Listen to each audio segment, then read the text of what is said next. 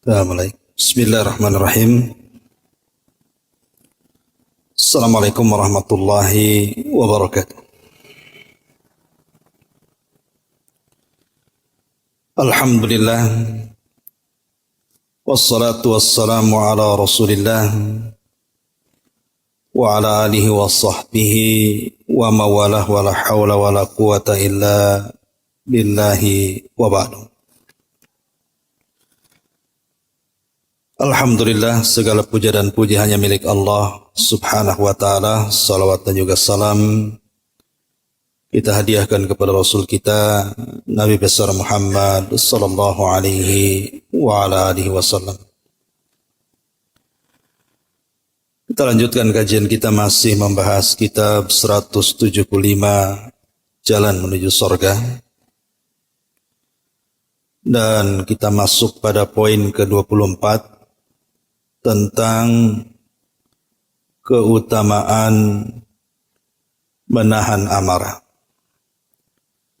Kita baca hadisnya, baru kita jelaskan. Nabi SAW bersabda,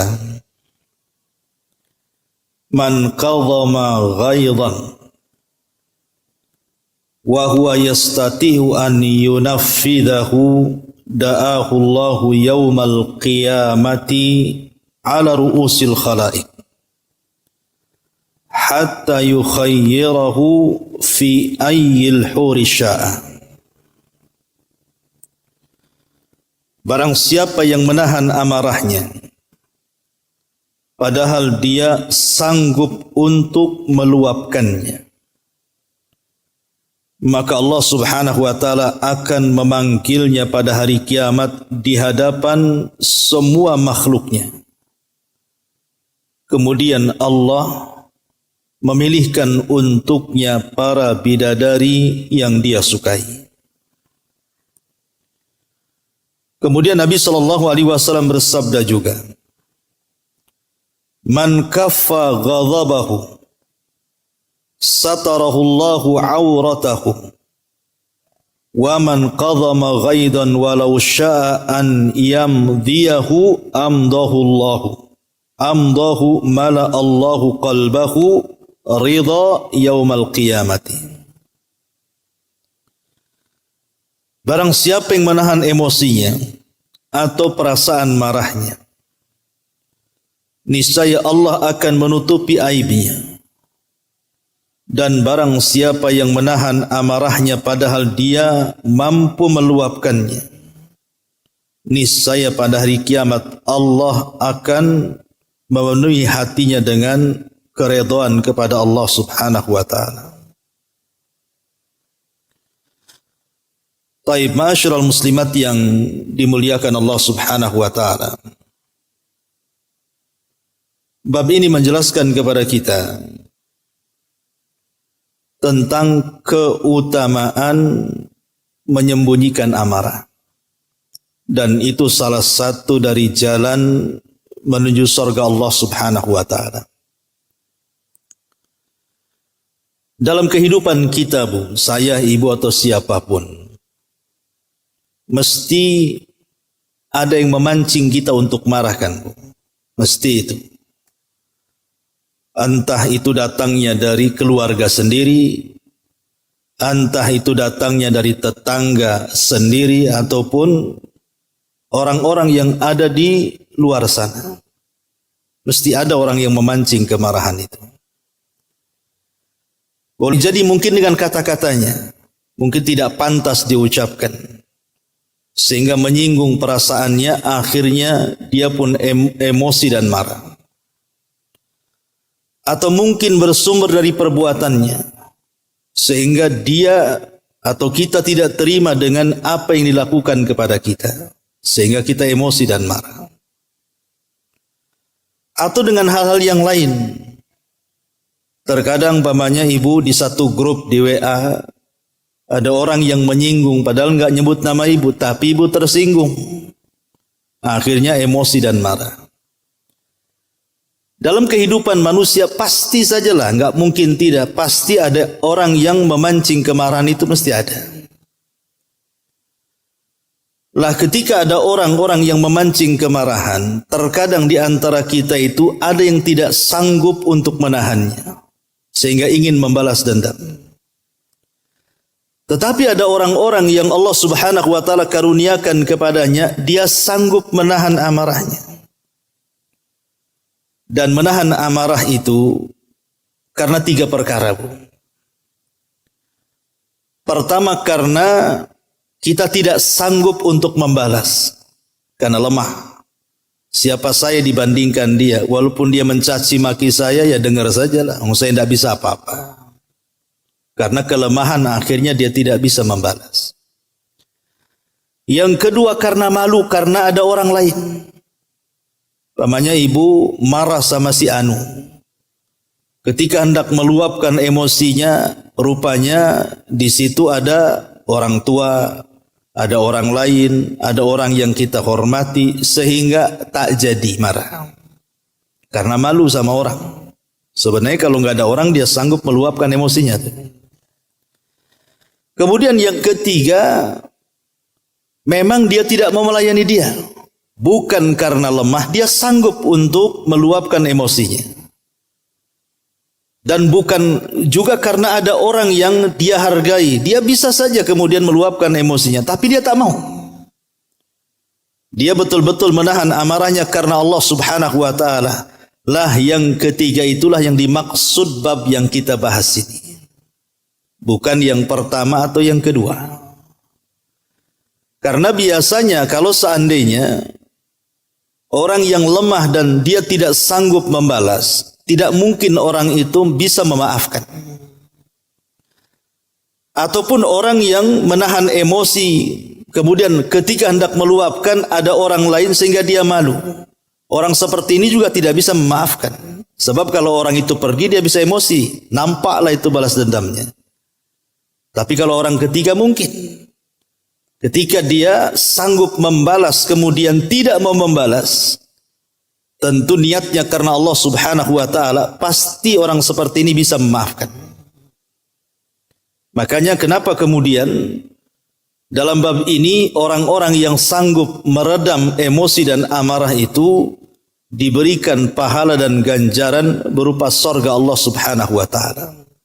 Akan dipanggil di tengah-tengah manusia dan akan dihadiahi surga. Ma'asyiral muslimat yang dimuliakan Allah Subhanahu wa taala. Di sini Nabi SAW mengatakan, man qadhama ghaidhan, barang siapa yang menutupi ataupun menahan amarahnya. Dalam bahasa Arab, ghaid itu adalah puncak dari kemarahan. Itu disebut ghaid namanya. Kalau ghadab dalam bahasa Arab juga marah, tetapi di bawahnya. Tapi kalau sudah puncaknya, ibu emosi marah luar biasa, itu disebut ghaid namanya. Jadi di atas puncak kemarahan, ibu tahan. Nah itulah keutamaannya. Allah Subhanahu wa taala akan panggil kita di halayak manusia pada hari kiamat, kemudian diberitahu tentang kenikmatan yang kita akan dapat di surga. Bicara tentang marah, terkadang di antara kita ini, ketika marah itu pasti persoalan pribadi. Jadi kalau seandainya disinggung kehormatannya, dia marah. Atau disinggung anaknya, dia marah. Atau disinggung suaminya, dia marah. Disinggung orang tuanya, dia marah. Disinggung sukunya, dia marah. Disinggung negaranya, dia marah. Itulah yang terjadi kemarahan, kebanyakan kemarahan di masyarakat ini gara-gara masalah ini. Tapi sedikit sekali orang marah itu kalau disinggung agamanya. Ketika ada orang yang kemudian mengolok-olok Allah, biasa-biasa saja. Ketika ada orang yang mencela Rasulnya, biasa-biasa saja. Atau ketika ada orang yang mengganggu agamanya atau mempermainkan agamanya, kok tidak marah? Tidak seperti marahnya kalau kita tersinggung pribadi kita. Padahal Nabi SAW kalau disinggung pribadinya, dia nggak akan marah. Nabi itu kalau disinggung pribadinya nggak akan marah. Tapi kalau disinggung agamanya jangan macam-macam. Nabi SAW bisa marah.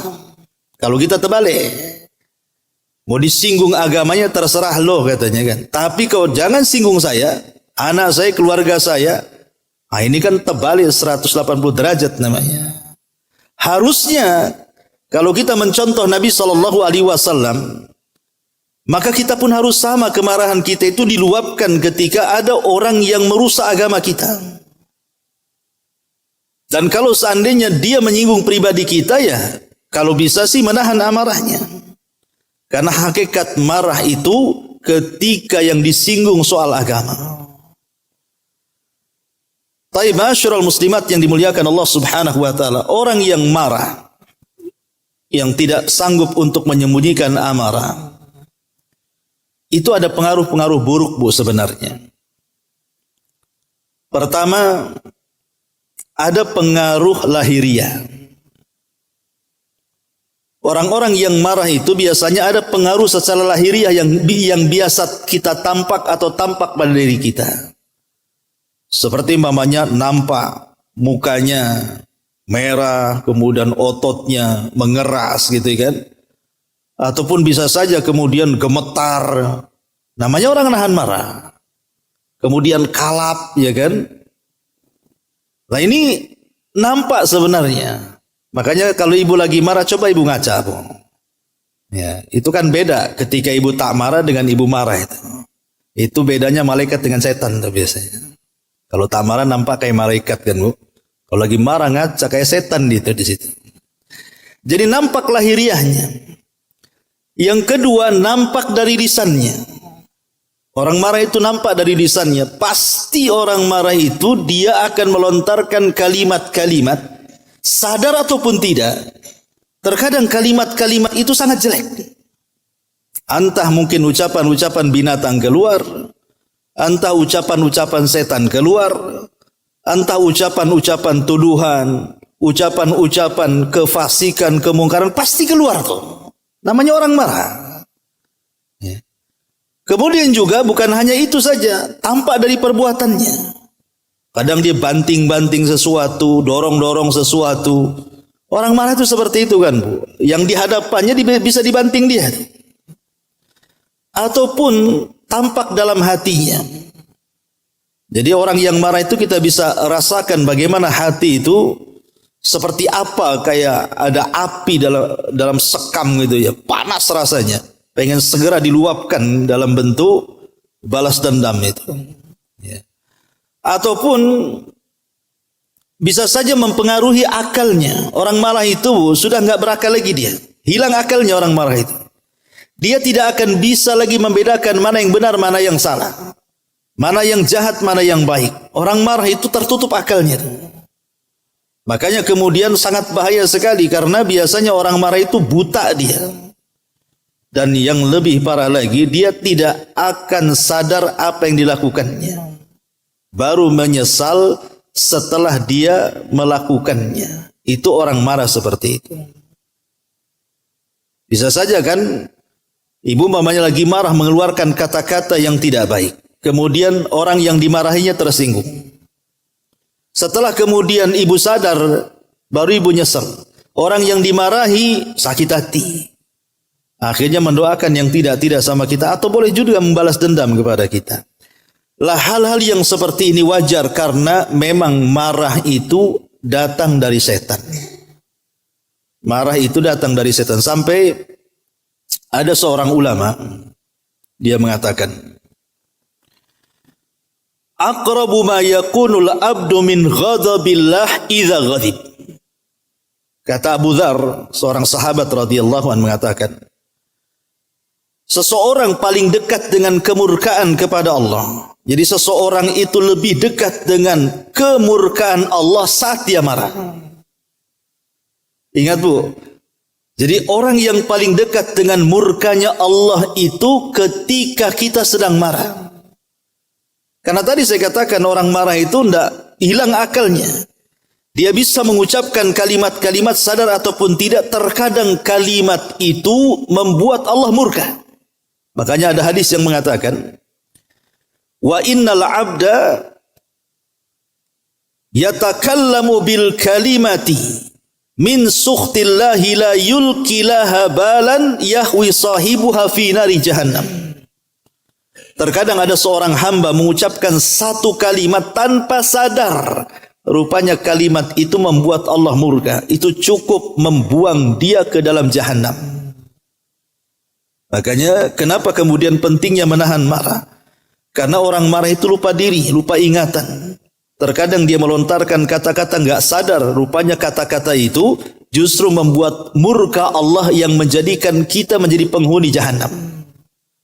Maka di sini pentingnya menahan amarah di sini, supaya tidak mengeluarkan kata-kata yang tanpa sadar menjadi Allah murka. Makanya kata Abu Dzar, sesuatu yang paling mendekatkan dengan kemurkaan Allah itu saat dia marah.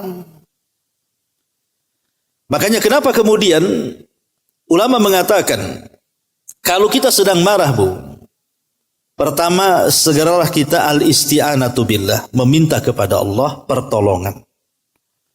Agar jangan kemudian marah ini terus dituruti. Minta pertolongan kepada Allah. Idza sta'anta fasta'in billah. Kalau minta pertolongan, mintalah pertolongan kepada Allah Azza wa Jalla. Kemudian yang kedua, al-isti'adzatu billah. Cobalah kita berlindung kepada Allah Subhanahu wa taala, karena begini, Bu, orang yang sedang marah ini, kalau kita tidak segera berlindung kepada Allah Subhanahu wa taala, maka orang ini biasanya tidak akan menerima kebenaran. Karena di zaman Rasul ada dua orang yang sedang bertengkar sampai memerah wajahnya, terangkat suaranya. Karena orang marah itu kan meki-meki, bukan? Biasanya orang marah itu nggak malu dia dengan siapa saja, dia akan tumpahkan di situ. Jadi Nabi SAW akhirnya menyampaikan kepada seseorang untuk melerai dua orang yang sedang emosi itu. Kata Rasul SAW kepada orang ini, sampaikan kepada orang yang sedang bertengkar itu, inni la a'lamu kalimatan law qalaha la dhahaba anhu ma yajid. Aku punya satu kalimat, kalau diucapkan orang yang sedang marah, saya yakin maka akan sedikit demi sedikit hilang kemarahannya. Kemudian Rasul mengatakan, ucapkan a'udzu billahi minasyaitonir rajim. A'udzu billahi minasyaitonir rajim. Aku berlindung kepadamu ya Allah dari setan yang terkutuk. Akhirnya kemudian orang ini mendatangi orang yang sedang marah-marahan tadi, orang yang sedang bertengkar tadi, dan mengatakan, barusan Nabi SAW mengajarkan satu kalimat, kalau kalian berdua mengucapkannya, maka akan hilang perasaan marah di antara kalian berdua. Ucapkanlah a'udzu billahi minasyaitonir rajim. Tiba-tiba kemudian yang satu mengatakan, abi majnunun, apakah aku sudah gila mengucapkan kalimat itu? Lihat, dinasihati malah melawan. Itulah orang yang marah, Bu. Orang marah itu hilang ingatannya. Walaupun pamannya dinasihati, suruh membaca doa ini, doa itu, ibu yang kena marah. Coba saja kalau ada orang marah, ibu dekati, ibu katakan, ya apa istilahnya, nyebut gitu ya, suruh nyebut gitu kan. Jadi orang marah, nyebut apa aku katanya. Kan nyebut bukan gitu, Bu, ajari. Istighfar. Kalau di masyarakat kan begitu. Sudah istighfar. Walaupun ibu nasihati dengan seperti itu, nggak akan didengar sama orang marah tuh. Justru dia akan nyemprot kita. Istighfar. Dosa apa aku sama kamu katanya. Jadi kadang-kadang ada orang-orang itu yang dinasihati mental. Lah kenapa kemudian orang yang marah itu susah, makanya segera berlindung kepada Allah. Dikhawatirkan kita menolak Quran dan Sunnah jadinya kan. Harusnya kalau dinasihati ya makasih kan itu. Tapi orang marah itu nggak akan tuh menerima nasihat. Makanya kemudian tahap yang kedua, cobalah isti'adzah billah, meminta perlindungan kepada Allah Subhanahu wa taala. Kemudian yang ketiga, kalau tidak bisa juga tetap marah, Bu, taghayyurul halat. Coba dirubah posisi. Jadi ibu kalau sedang marah berdiri, Bu, nah ibu duduk. Ya. Kalau duduk juga masih marah, coba baring. Kemudian baring juga marah, jalan kaki. Kok jalan kaki marah, ibu lari. Kan gitu. Pokoknya coba ganti posisi. Bagaimana caranya? Nah ini, pokoknya kalau lagi marah itu ganti posisi. Ya kalau marahnya duduk ya berdiri, jalan. Pokoknya jangan satu posisi. Kalau satu posisi itu marahnya nggak akan hilang tuh. Buat banyak posisi. Kemudian juga kalau juga sudah jalan, sudah lari, kok masih malah ngos-ngosan, makin marah kan itu, maka berwudulah. Karena memang ada hadis Nabi SAW, apabila seseorang itu lagi marah, falyatawadda, berwudulah. Kenapa? Karena asal marah itu dari setan. Dan setan itu tercipta dari api. Dan api tidak mungkin dipadamkan kecuali dengan air. Dan berwudulah dengan air.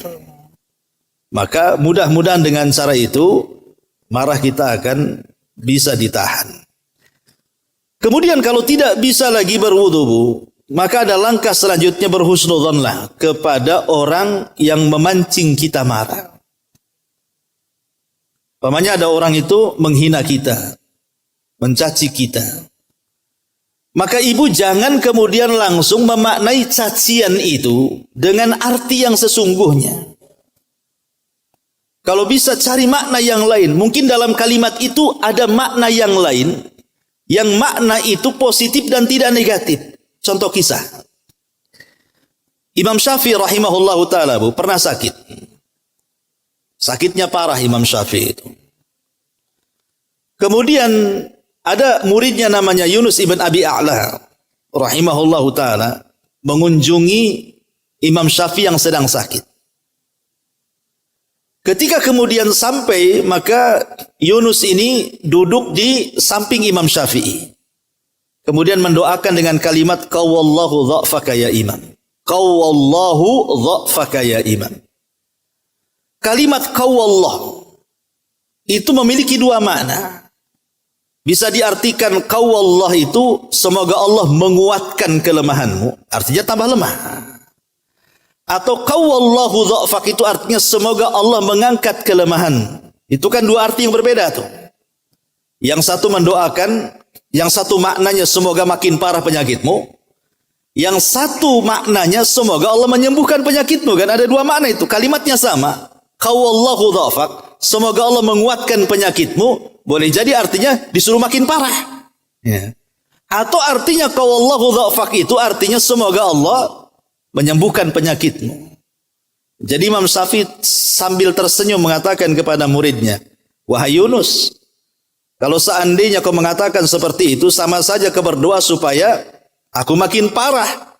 Ya, kata Yunus, aku tidak bermaksud seperti itu. Kata Imam Syafi'i, aku tahu engkau tidak bermaksud seperti itu. Kalaupun engkau bermaksud seperti itu, maka tetap aku mengatakan engkau tidak bermaksud seperti itu.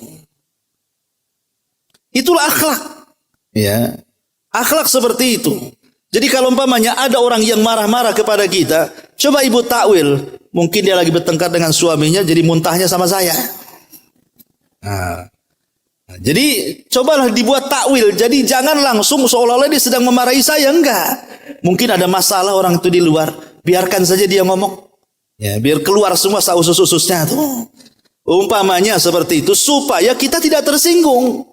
Ya. Tapi kalau kita menghadapi orang marah seolah-olah dia sedang marah sama kita, ya siapa yang tidak marah dimarahi.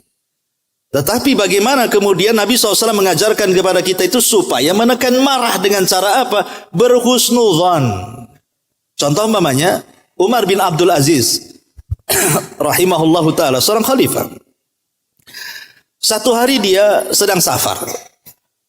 Kemudian malam-malam dia mampir di salah satu masjid kaum. Masjid kampung bahasa kitanya. Rupanya di masjid itu ramai orang tidur. Kemudian namanya malam, masjid di zaman itu kan gelap. Adalah yang kemudian tersenggol dari orang yang tertidur itu. Yang tersenggol itu akhirnya terbangun dan mengatakan, amajnunun anta. Kau sudah gila ya? Katanya. Nah ini ngomong sama khalifah. Ngomong sama khalifah bahaya kan begitu. Jadi ajudannya mengatakan, wahai khalifah, perlukah aku penggal lehernya? Dia sudah menghina kamu. Kata Umar bin Abdul Aziz, apa salahnya? Dia kan bertanya, apakah saya gila? Saya jawab tidak. Ya sudah selesai. Bayangkan. Jadi kalau jawabannya kan itu kan enak, Bu. Ya, dia kan tanya, apakah kamu gila? Saya katakan tidak. Nggak ada masalah itu. Tapi kalau umpamanya mau dilayani, kurang ajar kau ngomong saya gila. Bisa saja bertengkar, Bu. Jadi itulah caranya menghadapi emosi itu. Sampai-sampai Zainul Abidin itu salah satu turunan Nabi SAW dari jalur Husain. Ya, namanya Ali ibn Husain ibn Ali ibn Abi Thalib atau dikenal dengan Zainul Abidin. Zainul Abidin ini kalau dicaci maki orang, maka dia pasti akan mengeluarkan kalimat-kalimat yang indah, doa-doa yang baik. Jadi kalau seandainya dia dikatakan engkau ini kurang ajar, nah, maka dia mengatakan semoga Allah berikan hidayah kepadamu. Ya. Engkau ini fasik, semoga Allah memperbaiki kamu. Ya. Itulah yang keluar itu doa-doa yang baik, Bu. Jadi kalau ibu dimarahi seperti itu, tapi zaman sekarang kalau begitu malah mengemukan emosi kan, Bu ya. Umpamanya ada yang marah-marah sama ibu katakan semoga Allah kasih hidayah. Emang aku sesat katanya. Kan gitu. Orang sekarang ini nggak paham kan itu. Jadi itulah dulu bagaimana Zainul Abidin ini mengajarkan kepada kita idfa billati hiya ahsan. Artinya balaslah dengan sesuatu yang jauh lebih baik lagi. Makanya ada cerita dari Zainul Abidin, kalau nggak salah pernah saya ceritakan di sini. Jadi Zainul Abidin ini dia meminta kepada budaknya untuk diambilkan air panas kan itu ya. Kalau kita ingin ngopi lah zaman sekarang. Akhirnya kemudian diambilkan air panas. Rupanya si budak ini teledor. Entah kenapa kemudian gelasnya tumpah. Ngenailah kemudian bajunya Zainul Abidin itu. Apa enggak marah ini budaknya ini kurang ajar kan gitu. Gimana tuanya disiram sama air panas kan itu. Tapi sebelum dia meluapkan emosinya, karena dia sanggup meluapkan emosinya, ini kan budaknya. Budaknya pula cerdas. Dia membacakan ayat Al-Quran. Dia mengatakan, ya imam, bukankah Allah subhanahu wa ta'ala berfirman di antara ciri-ciri orang yang bertakwa adalah wal kadiminal ghaidha, adalah orang-orang yang mampu menahan amarahnya. Pas lagi marah mendengar ayat itu dibaca, tak jadi marah dia. Dia mengatakan, oh iya, ya aku tahan amarahku katanya. Kemudian dia membaca lagi, tapi ada sifat-sifat yang keduanya ya imam. Wal afina anin nas. Ciri-ciri orang yang bertakwa adalah orang yang memaafkan manusia. Jadi Zainul Abidin langsung melirik budak itu. Oh ya udah saya maafkan kamu katanya. Kata budak itu ada lagi tambahan ayatnya, wallahu yuhibbul muhsinin. Dan Allah suka dengan orang-orang yang berbuat baik. Kata Zainul Abidin, ya kalau gitu kubebaskan kau, udah pergi sana. Kan enak, Bu, tuh.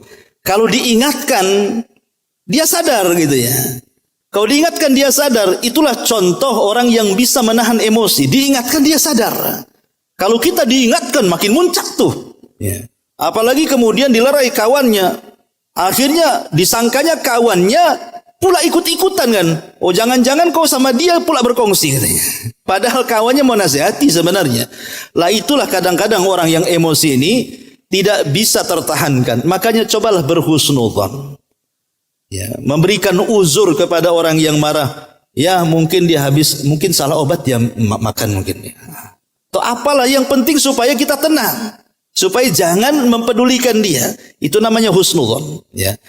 Kemudian juga yang selanjutnya, coba ingat ketika kita sebelum marah itu, ingatlah kajian tentang hari ini tentang keutamaan orang yang menyembunyikan amarahnya. Oh iya, nggak jadi saya marah. Kenapa? Tadi saya baru ngaji katanya. Keutamaan orang yang marah, yang menahan amarah gitu. Ingat keutamaan itu. Ya. Kemudian juga ingat akibatnya. Akibat orang marah seperti apa? Itu bisa mempengaruhi semuanya. Bukan hanya mempengaruhi agamanya, kesehatan-kesehatannya itu terpengaruh, Bu. Orang marah itu. Lihat orang yang punya jantung emosi, mati dia, Bu. Ya, terguncang jantungnya kan. Karena dia tidak bisa menahan amarahnya. Kalau orang nggak bisa menahan amarah itu semua akan naik, Bu. Kolesterol naik, darah tinggi naik, semua naik, Bu. Ya. Nurunkannya susah pula tuh.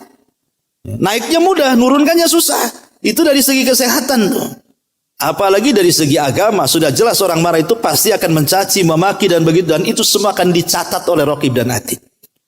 Sadar ataupun tidak. Kalau sudah mengeluarkan kata-kata kotor, pasti dicatat. Kemudian juga cobalah berusaha untuk diam dan tidak mempedulikan. Jangan pedulikan.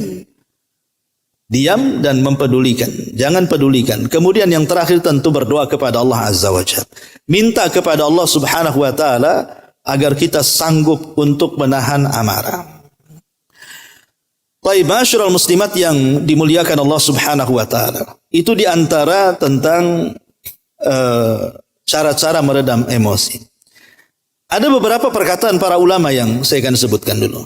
Pertama, Umar bin Khattab radhiyallahu an pernah menulis surat kepada Abu Musa al-Asy'ari. Di antara isinya, wa iyyaka wal ghadab. Hati-hati wahai Abu Musa. Jangan suka marah. Jangan suka meluapkan emosi. Makanya di zaman Rasul, ada orang yang datang kepada Nabi SAW minta diwasiati. Rasul, nasihati saya. Kata Rasul, la taghdab. Kalau begitu kau jangan marah. Datang lagi besoknya, wahai Rasul, berikan wasiat kepadaku. Kata Rasul, la taghdab. Jangan marah. Kemudian besoknya datang lagi, ya Rasul, wasiati aku. Kata Rasul, jangan marah. Jadi 3 kali Rasul mengatakan jangan marah, jangan marah, jangan marah. Kenapa Rasul SAW mewasiatkan seperti itu? Karena Rasul itu ketika menasihati orang, dia melihat karakter orang. Kalau karakter orang ini suka emosian, ya itulah yang dinasihatkan. Dia tahu karakter orang, makanya kemudian Rasul, oh cocoknya orang ini dinasihati untuk tidak mudah emosi. Mungkin karena orangnya emosian. Maka itu pula yang dinasihatkan Nabi SAW kepada orang tersebut. Kemudian juga dikatakan oleh Hasan Al-Basri rahimahullahu taala, arba'un man kunna fihi asamahullahu minasyaitan. Ada 4 perkara yang kalau dilakukan maka setan tidak bisa mendekati kita. Kata Hasan Al-Basri, ada 4 perkara. Kalau seandainya dilakukan maka Allah akan menjaga kita dari setan. Wa harramahu 'alan nar, bahkan Allah akan haramkan kita dari api neraka. Yang pertama, man malaka nafsahu inda raghbati. Siapa yang bisa menahan jiwanya ketika menginginkan sesuatu. Tidak tergesa-gesa kalau menginginkan sesuatu, nanti ujung-ujungnya nyesel. Ibu ke mall jalan-jalan, nampak ada tas bagus, langsung dibeli sampai rumah nyesel, kenapa aku beli tadi? Kemudian yang kedua, orang yang menahan jiwanya ketika dia sedang takut. Kemudian yang ketiga, orang yang bisa menahan jiwanya ketika ada dorongan syahwat. Kemudian yang keempat, orang yang bisa menahan jiwanya ketika dia emosi. Jadi orang yang bisa menahan jiwa ketika ada dorongan menginginkan sesuatu, ataupun takut kepada sesuatu, atau terhadap syahwat yang mendorongnya, atau terhadap emosi yang mendorongnya, dia bisa menjaga dirinya, maka dijamin, kata Hasan Al-Basri, dia akan dijauhkan dari setan dan akan diharamkan dari neraka. Kemudian juga dicontohkan oleh Sahal ibn Harun radhiyallahu rahimahullah tadi mengatakan, salasatun ya'uduna ila ajannil majanin wa in kanu aqalal uqala. 3 orang dianggap gilanya orang gila. Paling gilanya orang gila. Ada orang gila ini, ada yang lebih gila lagi. Ya, orang gila kan sudah gila tuh. Ini lebih gila daripada orang gila. Katanya siapa? Katanya Sahal ibn Harun rahimahullahu taala. Walaupun dia paling orang yang berakal, walaupun dia orang yang paling berakal, tetap dikatakan ajannul majanin, segila-gilanya orang gila. Kemudian beliau mengatakan, pertama al-ghadban. Pertama, saat orang itu sedang emosi. Sedang emosi itu, Bu, orang gila saja tidak segila dia. Jadi orang emosi itu gilanya tingkat tinggi, Bu. Orang gila aja nggak kayak gitu. Ya. Coba ibu ganggu orang gila. Ya, nah bisa senyum dia. Lebih baik daripada orang waras kan? Ya, dicaci maki. Orang gila itu bisa senyum, Bu. Padahal dia gila tuh. Tapi ada orang yang lebih gila daripada orang gila. Saat dia marah, Bu. Wah, itu bisa dilakukannya tuh. Apa saja bisa terjadi. Yang kedua, al-ghairan. Orang cemburu. Nah, ini ibu-ibu nih. Ya, kalau ibu cemburu itu lebih gila dari orang gila tuh. Hati-hati, Bu, ya. Karena orang cemburu bisa ngapa-ngapain aja tuh. Bisa dibakar sama suaminya kan, Bu, ya. Orang gila aja nggak bakar orang. Ya. Kemudian juga wasakran, ketika dia mabok. Padahal sebelum mabok dia waras, tapi ketika dia mabok hilang akal itu lebih gila daripada orang gila. Orang gila nggak ada tidur di got, tapi orang mabok bisa dia tidur di got tuh. Karena dia lebih gila kan? Nah, ini hati-hati nih. Inilah segila-gilanya orang gila. Orang yang sedang emosi, orang yang sedang cemburu, dan orang yang sedang mabok. Itu segila-gilanya orang gila. Ya.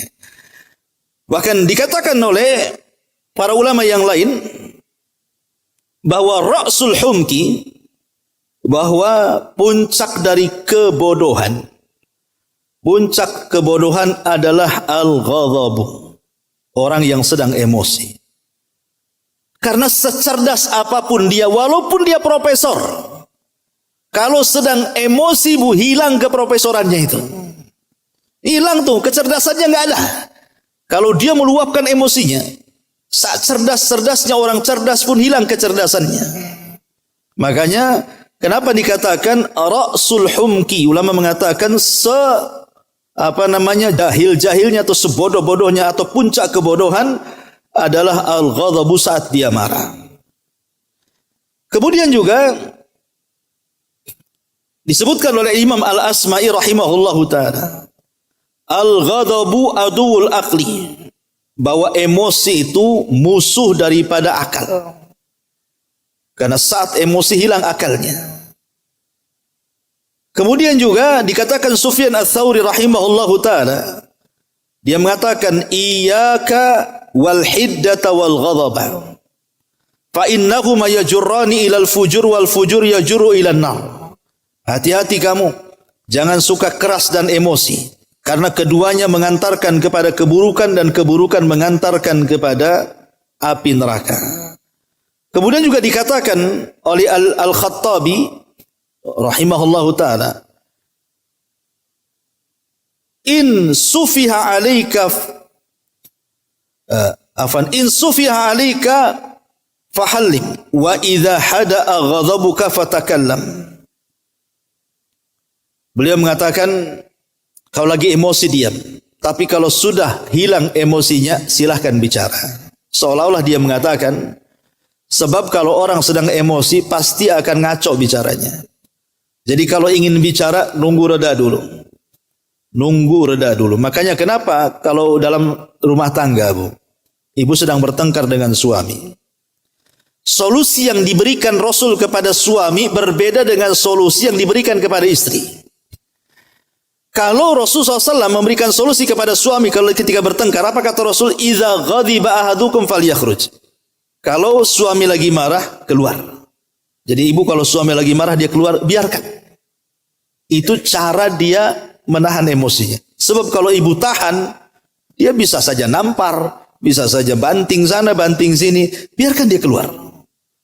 Tetapi solusi untuk ibu, kata Nabi SAW, idza ghadiba ahadukum falyaskut. Kalau seseorang lagi emosi, diam, Bu. Jadi kalau ibu lagi emosi lebih baik diam, kalau suami lagi emosi biarkan dia keluar. Itulah bedanya, ya. Kenapa demikian? Sebab kalau ibu lagi emosi, kemudian ibu ngomong, biasanya suami baru satu kalimat, ibu udah 1000 kalimat tuh. Dan pasti memori-memori dulu itu akan mengalir begitu saja. Nggak tahu kok bisa itu memorinya keluar semua tuh. Padahal sudah lupa kan, bisa diingatkan lagi tuh. Mulai dari tahun kemarin, itu hafal tanggal, waktu, hari, semua hafal tuh. Tak dari mana tuh datang memori itu. Kalau laki-laki kan mudah lupa, Bu. Yang kemarin, nggak tahu saya, ya sudah. Ya, karena ketutup dengan akalnya. Tapi kalau ibu kebuka dengan perasaannya. Makanya kebongkar semuanya. Mungkin udah punya catatan di kamar, saya tak tahu kan. Tapi yang jelas bahwa dari sini menunjukkan bagaimana bahayanya orang emosi. Taib itu diantara sedikit keterangan. Kembali kepada hadis Nabi SAW di sini. Nabi SAW mengatakan, Man qadhama ghaidhan. Barang siapa yang menahan puncak amarah. Ghaidh itu artinya puncak amarah. Wa huwa yastati'u an yunaffidahu. Sementara dia sanggup untuk meluapkannya. Dia bisa ketika marah itu ngomong, ya, dan dia sanggup. Bukan karena lemah, bukan karena malu, tidak. Dia sanggup untuk meluapkan emosinya. Tapi dia tahan. Tidak mau. Ya. Tentu karena Allah Subhanahu wa ta'ala. Maka sebagai balasannya, da'ahullahu yawmal qiyamah. Maka Allah Subhanahu wa ta'ala akan memanggil orang tersebut pada hari kiamat ala ru'usil khalaik. Di tengah-tengah seluruh manusia yang awal sampai yang akhir. Kemudian hatta yukhayyirahu fi ayyi huril in, sampai kemudian Allah akan memilihkan untuknya bidadari yang dia sukai. Tentu ini bagi laki-laki. Bagi perempuan ya tentu nikmat yang lain yang Allah berikan. Ini kan contoh saja. Rasul mencontohkan bagi laki-laki, kalau dia bisa menahan emosi maka silahkan pilih dari bidadari. Tentu kalau ibu yang seperti itu tentu akan lain lagi kenikmatan yang Allah berikan saat mampu menahan emosinya. Kemudian Nabi SAW juga mengatakan, Man kaffa ghadabahu. Barang siapa yang mampu menahan emosinya, dia sanggup menahan emosinya, satarahullahu auratahu. Maka Allah akan tutup aibnya. Kenapa Allah Subhanahu wa ta'ala akan tutup aibnya? Ya tadi, kalau orang lagi emosi pasti akan bongkar-bongkar aib orang. Kayak aku nggak tahu kamu saja, mau kubongkar aibmu. Nah, orang marah kan begitu, dia ngancam-ngancam dia. Ya. Kau juga kok merasa kayak malaikat. Aku bisa juga sisi setanmu saya buka. Ya. Jadi ada orang-orang itu yang kemudian berusaha untuk membongkar aibnya. Akhirnya disebar lewat grup, lewat WA, macam-macam tuh. Tapi orang yang menahan mau tulis tak jadi, mau ngomong dia tahan, mau mukul dia tak mau. Maka Allah Subhanahu wa ta'ala janjikan satarahullahu auratahu. Maka aib dia akan ditutup oleh Allah Subhanahu wa ta'ala. Wa man kadhama ghaidhan. Tapi barang siapa yang kemudian menahan amarahnya, walau sya'a, walaupun dia sanggup, an yamdhiyahu, untuk membalasnya, amdahu mala Allahu qalbahu ridha yaumal qiyamah. Niscaya pada hari kiamat Allah akan memenuhi hatinya dengan keredhaan. Redha Allah Subhanahu wa ta'ala itu sangat kita hajatkan. Karena begini Bu, nanti orang-orang ketika di sorga, kenikmatan yang paling tinggi adalah redhonya Allah. Tidak ada kenikmatan yang dimiliki oleh kita kalau Allah takdirkan masuk sorga kecuali mendapatkan redhonya Allah. Jadi ketika Allah Subhanahu wa ta'ala mendatangi penduduk sorga, dan itu di hari Jumat. Kalau di sorga itu namanya hari mazid, hari tambahan nikmat. Kalau di dunia namanya hari Jumat. Jadi Allah Subhanahu wa ta'ala akan menemui hamba-hambanya di sorga di balik tirainya. Dan tirainya Allah adalah cahaya. Kemudian Allah Subhanahu wa ta'ala akan berfirman kepada penduduk sorga, Saluni ma syi'tum, mintalah sesuatu kepadaku, aku akan beri. Aku akan tambah nikmat kalian. Maka penduduk sorga mengatakan, Ya Rabb, alam tubayyid wujuhana wa tubaiduna anin nar wa tudkhilana al-jannah. Bukankah engkau sudah memutihkan wajah-wajah kami, mengeluarkan kami dari neraka, memasukkan kami ke sorga? Apalagi ya Rabb nikmat? Sudah cukup ya Rabb. Tapi Allah mengatakan, Saluni ma syi'tum. Minta lagi sesuatu yang kalian kehendaki, minta sekarang. Ku tambah kenikmatanku untuk kalian. Maka penduduk surga bingung mau minta apa, karena semua sudah ada. Kenikmatan yang tidak pernah dilihat mata, didengar telinga, terlintas dalam otak manusia pun sudah mereka dapati di sorga. Tiba-tiba Nabi Adam alaihi salatu wassalam bangkit dan mengatakan, mintalah kepada Allah keredhaan. Sebab kalau dia murka, maka nasib kalian sama dengan nasib aku. Dulu aku di sorga, tiba-tiba Allah murka, Allah usir aku dari sorga. Maka minta keredhaannya agar kita semua jangan pernah dikeluarkan lagi dari sorga. Dan jangan sampai Allah murka lagi kepada kita. Maka serentak penduduk surga mengatakan, nas'aluka ridhaka ya Rabbana. Ya Rabb kami meminta kerelaanmu, kereduanmu, agar engkau tidak murka lagi kepada kami. Maka Allah mengatakan, hari ini aku berikan kereduanku untuk kalian, fala askhat alaikum abada, dan aku tidak pernah akan murka lagi kepada kalian selamanya. Jadi selama itulah Allah tidak akan mengeluarkan lagi penduduk sorga dan mereka akan kekal di dalamnya. Karena Allah janji akan memberikan keridhaan dan tidak akan amarah lagi.